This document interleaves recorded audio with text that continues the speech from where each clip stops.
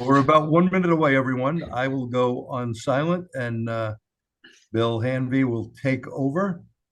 Again, very important, make sure this will be recorded. We'll put it up on the PAVE website, the TSD website, and other places, probably Auto Care Association as well. Very important for you to be behind us. This is our future, and without it, we're going to be in deep trouble. So we need information. It's like when you buy anything else, they give you the info for stuff, right? All right, be glad to. Gee, thank you so much. Ron, thank you so much for the opportunity. I want to thank all of you for joining us, whether it's on your lunch break or taking time away from your busy schedules to join us on a really important topic. My name is Bill Hanvey, and I am the president and CEO of the Auto Care Association. I've been in this role for 9 years, but I come from the industry. And I've been in the industry almost 40 years. And again, it's my honor to be with the men and women here today that really keep our industry moving on a daily basis. You are essential to our economy, and you're essential to what we're talking about later within this presentation of helping to ensure our industry's future. Joining me on the call is the Auto Care Senior VP of Government Affairs and our legal counsel, Lisa Fauché, as well as our Director of Federal Affairs, Jennifer Keaton. So I've got two great staff members with me here today. The Auto Care Association represents the entire supply, the independent repair industry. And whether you're a tier one manufacturer, whether you're a distributor like O'Reilly or AutoZone or Advance or Napa, or whether you own a shop on the corner of Elm and Maine, the Auto Care Association is the umbrella that has your best interests at heart at Washington and at the state level. The Auto Care Association was instrumental in having our industry declared as essential in the beginning of the pandemic. Our association passed the original Right to Repair Act in Massachusetts in 2012. And we're continually finding that the automakers are looking for ways to withhold information from you so that you can do your jobs. I'm going to start sharing a presentation right now. Gee, keep your fingers crossed that this works and that I can find it. I think this is it. Let's try. Someone give me a thumbs up on the chat if you can. Let me see if I can get to the chat. All right, someone give me a thumbs up that they can see this presentation. All right, fantastic. All right, so let's get started. First and foremost, what we are advocating for is an end to repair restrictions. It's the ability to, it is the ability for you to be able to access repair data, not only from an OEM server, but at the point of the vehicle directly, which is really important to this conversation today. That we don't want to go to an OEM server. We want to be able to access that data either guaranteed through the OBD port or through telematically through a scan tool. We advocate for market competition for repair. We don't want the OEMs or the government mandating that we have to use specific brands, tools, or equipment. And we want a long-term solution that guarantees the future of your business. Because you know what? 70% of the repairs made in the aftermarket today are made in our industry. And only 30% are made at the dealership after warranty. So there's no possible way that this whole thing can work from the automakers to shut us out. It would create havoc with the consumer, not only being a more expensive repair, Our studies have shown 36% more, but just think about the logistics of trying to get an appointment at a dealership if they controlled all the bays. So, you know, we want to make sure that this agreement and this law sticks. So I don't need to tell all of you that how many codes it requires to maintain or diagnose a vehicle.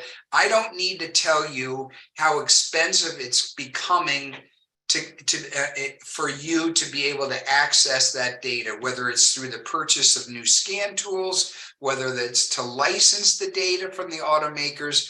But everybody knows that exponentially, the cost of obtaining this data is becoming more and more and more expensive for the common shop on the corner of Elm and Maine. And not only on top of the expense, but it's the missing data that we are talking specifically about today. And that missing data, we talked about a few examples, Mercedes and BMW, but there are instances from all automakers where that information is not easily made available to you, and that information is made available to the dealerships, virtually forcing the consumer's hand to go back to a repair solution that's more expensive and inconvenient. So let's talk about this a little bit more. I touched on it somewhat, but let's dig in a little bit deeper in terms of the effect on the consumer. So right now, our industry has about 75% of the bays. We control about 70% of the repairs made. I mentioned that the consumer typically pays 36% more at the dealership than the independent repair shop. I don't have to tell you that. You live it every day. 77% of the vehicles on the road today are older than 12 years old. Are older than 7 years old. The average age of the vehicle is over 12 years old. The fastest growing category in the vehicles in operation are vehicles that are 15 to 20 years old. And if you are a consumer, do you want to take a 15-year-old vehicle to the dealership? The answer is an unequivocal no. We do know that the consumers prefer using you 2-to-1 than the dealerships. Now, here's the interesting point of this slide itself, that at least 37% of the vehicles that have been in for at least one repair have been affected by limited data access. How many times have all of you had to say, hey, I'm sorry, I can't get at it. I'm going to have to send you the dealer to get this done. That's happening more and more and more, and we are here to help prevent that from happening. So if the automakers have their choice and force everybody to the dealership, then what's going to be the effect on the consumer? And if that happens, we're estimating that that's going to be an additional $135 billion from consumers' pockets. That's completely unacceptable in America today. So I mentioned before, why does it matter? Well, the independent aftermarket today, we enjoy 70% of the volume, and we've maintained that 70% for decades and decades and decades prior to this decade. So what's going to happen if the OEMs continually withhold data and diagnostic information? That's going to decline by 2034 or by 2035 to 54%. Our share is going to drop by more than 20 points if the Repair Act, what we're fighting for, is not passed in the aftermarket. And that again is just a significant opportunity for us to get involved to ensure that that doesn't happen. So where did we start and where are our efforts? So I want to back up a little bit. And here are the things that we're really fighting for. We're fighting for to ensure that we have real-time access to the data, so that the data made available is not made available 3-4 hours after we request it. You know that in certain diagnostic and maintenance intervals that we need to have real-time data coming off the vehicle so that we can diagnose it properly. We want to be able to access that data at the vehicle, not from the OEM server, where the OEM would be able to control the speed and what data is available. And we want that data to come off the vehicle in a standardized format, so that you don't have to go out and buy hundreds and thousands of dollars of scan equipment for each specific make, and in some cases, each specific model. So how are we approaching this? We're approaching this for what we call ballot measures. So we are approaching that. We've approached it in Massachusetts, and we're about to get on a ballot measure in Maine for the voters to decide where they basically want to have their vehicle maintained and diagnosed. So in Massachusetts, we passed legislation, or the voters passed legislation in 2020. By more than 75%, we passed the Right to Repair Act that includes telematics data coming off the vehicle. So what happened? The automakers, as soon as that law was passed, they sued the Auto Care Association. I'm sorry, the Commonwealth of Massachusetts. The automakers sued the Commonwealth of Massachusetts and said that that law was preempted by federal law, and that they had no business passing that law in Massachusetts. And we have been in court for 3 years, still waiting for the judge's decision to render a decision on this case. So we're taking it to Maine in the fall as well, to create a ballot initiative in Maine, which basically has the same language as it does in Massachusetts, to keep the pressure on the automakers at a state level. So recently, and I mentioned to all of you that we are in court and we're waiting for the judge's decision. This will tell you how desperate the automakers have become. In the June 1st, the Attorney General of Massachusetts announced that regardless of the judge's decision, they are going to be enforcing the law that was passed by the voters of Massachusetts nearly 3 years ago. Not more than a week later, NHTSA, the National Highway Safety and Transportation Authority, sends a letter to the automakers and tells them that, yes, the Massachusetts law is federally preempted, and as such, you don't have to abide by that law. It is preempted by the Safety Act. The individual that authored that letter from NHTSA is an attorney who also was an attorney for the law firm that defended the automakers in Massachusetts. No conflict of interest there. So this really turned into a very delicate situation for us here at Auto Care, because this came completely out of the blue. We asked NHTSA to testify at the trial. They refused to do so and refused to take a public stance on this issue. But yet 3 years later, they write a letter and send it to the automakers saying they don't have to comply. Now, NHTSA is a division of the Department of Transportation, right?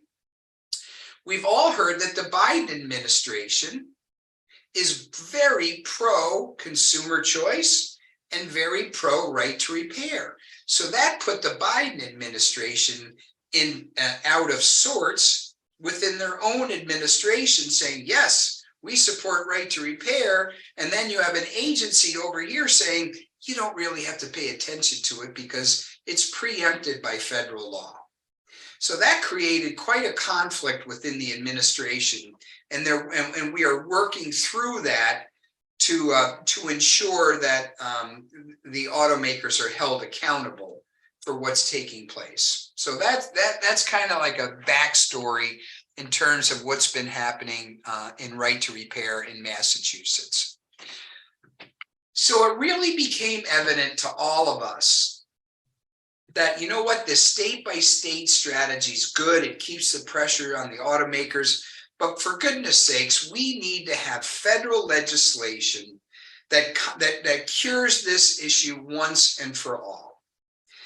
So when this Congress was seated in January, we began to introduce the Repair Act.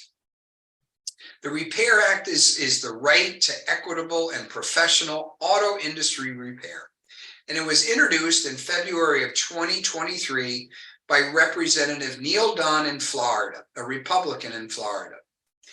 And the Repair Act basically has the same tenets as the state bills that I spoke to you earlier about, but it includes NHTSA as the enforcement agency to make sure that the automakers are following policy. So what does the Repair Act call for? Number one, it would preserve consumer access to your shops. So you want to be able to do remote diagnostics, just like the automakers. You want to receive notifications when someone's check maintenance light goes on. You want to be able to access data at the point of the vehicle in order to properly maintain and diagnose that vehicle. It would ensure your access to tools and information. It would keep your vehicles cyber secure. That's another one from the automaker. Oh my God, we can't grant open access because it would make it would render the vehicles insecure, and hackers would be driving vehicles off the road today. Nonsense. If any of you are really following this whole cybersecurity issue, the real experts say that a quote unquote a gateway, not an open platform, but a gateway, which is what we are promoting, that has proper certificates, that make sure that you are authorized to access the data, that you have the proper credentials to access the data. That is more secure than the closed system that the automakers are promoting right now. It would promote transparency for the drivers, so the drivers would understand that the automakers are taking their personal data and selling that on the open marketplace. It would also ensure, as I just mentioned, that NHTSA would be the enforcement arm if you guys run into a problem with being able to access data from anybody. And you would use NHTSA as the enforcement agency, not NASTIF as currently trying to do. All right. So we are working in conjunction with a coalition. That coalition includes AutoCare, MEMA Aftermarket, Commercial Vehicle Solutions Network, and about 9 other agencies or associations that we are banding together with. But make no mistake about it, the AutoCare Association is taking the lead on this. And what we are doing is we are really focusing on the congressional committee from which this bill has to emanate. You guys remember the Saturday morning cartoon, the I'm Just a Bill? Well, this really is a good learning lesson for all of us. So this bill is contained within the Energy and Commerce Committee, which I'm told is the oldest House committee. So the chairperson of that committee is Kathy McMorris Rogers from Washington. And then the ranking member is Frank Pallone from New Jersey. So we are specifically targeting the members of that committee, asking them for their support, and we'll so we started, and I mentioned that we started with Representative Dunn as the lead sponsor on this. Well, guess what? We now have 36 co-sponsors of this bill. Not just people that support this bill, but co-sponsors of this bill. And you'll notice that there are equally divided between Republican and Democrat. And what other bill, what other political action can we say today that really is bipartisan? And this is a very bipartisan bill, and this is a consumer issue. So it's very important for us to understand that we have got really good support going forward, and we need your support in order to continue this going on. You may have heard, I talked about the NHTSA letter. Another surprise to us was about maybe 3 to 4 weeks ago, we got this big announcement between the automakers and ASA, the Automotive Service Association, saying that they had signed an MOU to solve the right to repair issue. Nonsense. That MOU was strictly a veiled attempt by the automakers to confuse the issue, to confuse lawmakers, and to throw a wrench into the progress that we have made on Capitol Hill. The MOU that they signed is basically a blueprint of the MOU that was signed in 2012 by AutoCare Association, which did not include telematics. And not only that, it's important for us to really understand that this MOU has no basis in foundation for enforcement. It does not include a clear definition of how the data is going to be accessed. It has no information of cybersecurity. So really, it was a last-ditch attempt by the automakers to create some confusion, as I said, on the Hill, saying that we've got this all figured out. It is a shameful attempt on their behalf. So we are continuing our efforts to be able to pass the federal legislation, which is really the only way that we're going to be able to get this done. So here's something that, some other more pieces of information about that MOU. I told you, look at bullet 2. All it does really is affirm that 2014 MOU between the automakers, and it doesn't really address the telematics issue. The Repair Act, which is what we're sponsoring, it's comprehensive. It's a critical piece of federal legislation, and it accounts for enforcement, it accounts for consumer choice, and it accounts for the men and women that own repair shops in the US that are the preferred point of repair for consumers in the United States. So I talked about the coalition of people that are included. AutoCare, obviously. SEMA, all of you are more than likely familiar with SEMA. MEMA, who is a supplier association of parts suppliers in the US here. And CARE. CARE is the Coalition for Auto Repair Equality, and that's headed by or led by the major part retailers such as AutoZone, O'Reilly, Napa, Advance, Bridgestone, Firestone. So that's who's in our coalition. So a lot of people, when they hear this, is, how can we get involved, right? So how can I be an advocate? Well, we've got to become part of the American process as an American. And we have to stand up for what's right and for what's wrong. And this is wrong on so many parts that we have any information that you need in order to be able to communicate this issue to your customers is on our website.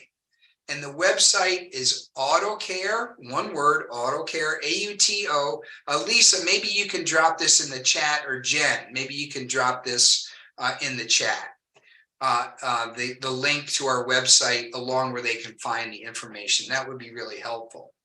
But you can find everything that you need here in terms of, there's a QR code that the consumers can scan and send a letter to their congresspeople saying that we're not going to put up with this, and that they need to support the Repair Act. There's banners, there's posters, there's signage, and it also gives you information in terms of what you can do. And as you can see in the picture on the left-hand side, advocate today for industry professionals and for drivers. So the information that you need is on our website, and we have a pretty good campaign going for you to take place. And I know that this may sound silly to all of you, but have any of you ever hosted a congressperson at your place of business? And you should. And you know why? Because you employ people. You're a technological industry, you pay taxes, and you vote. And it's fascinating for congresspeople to see what actually takes place in their districts. We also have a program. If you're interested in doing that, we can help you set that information up. We can help you set up the visit, even if it's with a staffer. They are in many cases more important in the process than the congressperson themselves. So the long story short on this is that we have all the tools that you need to become involved. Hold on for a quick station break.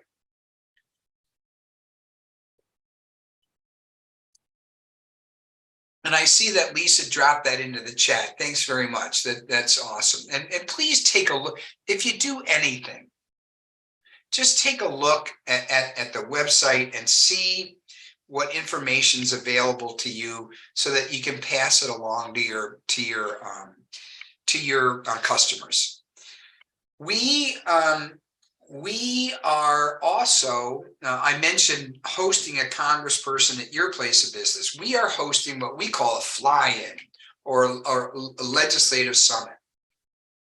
On September 21st, we are going to have more than 250 industry representatives, such as yourself, coming to Washington, where we arrange meetings in groups based upon states for you to be able to meet with your local congressperson in Washington and to outline why they should be supporting the Repair Act.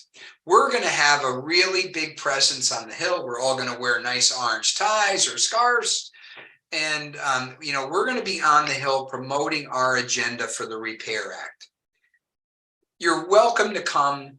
And it's and if you've never been to Washington, no matter what anybody says, it's a truly amazing place. And to become involved in America and the government, that's our responsibility as citizens. And to do it respectfully, and to meet with our congresspeople and to tell them what our issues are, and to stand up for our industry. That is a right that we have been guaranteed by the Constitution, and not enough people take advantage of that. We are offering you the opportunity to do so. The information is also on our website. If you're interested, we'd love to have you, and we will show you how effective that these meetings can be. And again, we take care of it soup to nuts. We give you the talking points. We set up the meetings. We give you a map where to go. You have a team leader. And not to mention it's really a lot of fun. So I hope that we can get 1 or 2 people to join in that. And I hope that everybody's able to access the website and take a look at it. We are just so thrilled to be able to do seminars like that, like this. G and Ron, thank you so much for the opportunity. My heart and soul is with all of you that repair vehicles every single day. It's not an easy job. And you know, the training that's required on your behalf and the technology that you have to keep up with is incredible. So kudos to all of you for what you do every single day. And I just want to thank all of you for what you do. And I want all of you to know that you've got somebody that's got your back, and the Auto Care Association's got your back. So again, G, if you got anything else, that's the end of the presentation. I'm hoping that we answered everything in the chat. Thank you for taking the time away from your business and from your jobs to listen in. So fantastic, everybody. Thank you. Well, Bill, thank you. Very, very important information, everyone. You need to pass this information along. We will have this up on the TST website. I Great. believe on the PAVE website as well. Right. Doreen will send out an email. If you got this email from us, she'll send it out, and we will leave it up there indefinitely because, again, very, very important information here. And you know what, G, we'll send you the deck too. Beautiful. Good. We'll post that up as well. And again, thank you, Ron. Thank you, Brenda, from PAVE Training. We have an event coming up. I see. But Bill, thank you again. You know, I'm in Napa Auto Care at our place, and they did send us some information along that you guys have hooked up with them. And we do have that available for our consumers. Because I think if the consumer understands that they would be forced to go back to the dealership, and as mentioned, they're backed up already with work, you know, just like the aftermarket shops, people are keeping those cars longer. And you know, with the price of interest rates and all that, we're going to be busy for at least the next 5 years or maybe longer. So we need the information. And I like that being on your scan tool, you know, right from the OBD2 port, because that's what the factory scan tools do. When I use ISTA or Vita or Otis, it's right in their scan tool. And, you know, buying all those scan tools and paying for the subscriptions every year gets quite expensive. So it'd be great if we could have, you know, like the old days, if you had a OTC or a Snap-on, you were pretty damn good. I would be down there in Washington. I've done that before. But unfortunately, I am not available on those dates in September. But I have been down there before, and I think it is a great experience if you haven't been down to DC, to the Capitol, to go down there and voice your opinion. And, you know, let them hear you. Let them see that we have numbers behind this, because, you know, the OEs have big money, right? They could afford to have a whole lobby group and make things happen. We're just little guys trying to run a business. Yep. But you're not alone. That's it. Well, Bill, we really, at least I do, and I'm sure everyone on here does, we really appreciate your efforts in the Auto Care Association. People don't realize what, you know, what's behind the scenes. It's not Bill just coming on here and yakking for 45 minutes, you know. There's a lot more behind the scene that goes on. So yeah, awesome. Well, if there's no other questions, we'll let Bill go, and it looks like we're good. Fantastic. Well, and such a great interaction with the crew. Drop us a line at autocare.org, or Lisa dropped her email in there. My email's in there. So let's keep this ball rolling. And again, thanks for the opportunity, everybody. Keep pushing. And got it. All right. Thanks again. Bye, everybody. Thank you.